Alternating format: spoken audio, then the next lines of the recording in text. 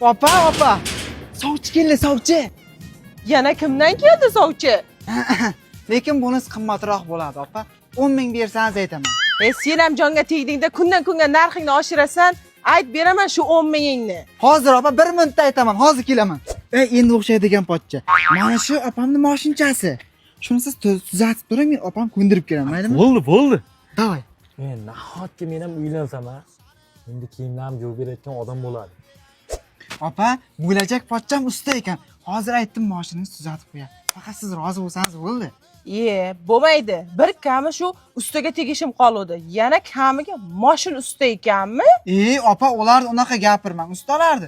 Hozir borib ikkita bolchani bunday burab, simchan ulab qo'yib borib, soqqani qilib yop. Soqqan tagida qolas, opa. Bo'lmaydi u mashin ustalar.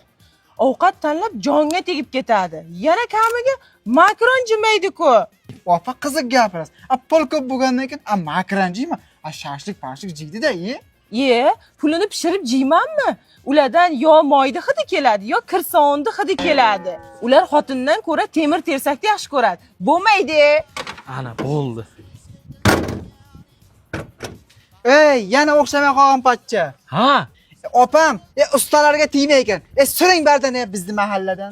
Ustalarga tegmayman deyman, ha? Ustalarga tegmasang, boshqaga ham tegmaysan. Yaxshi ham tormozini uzib qo'yibman.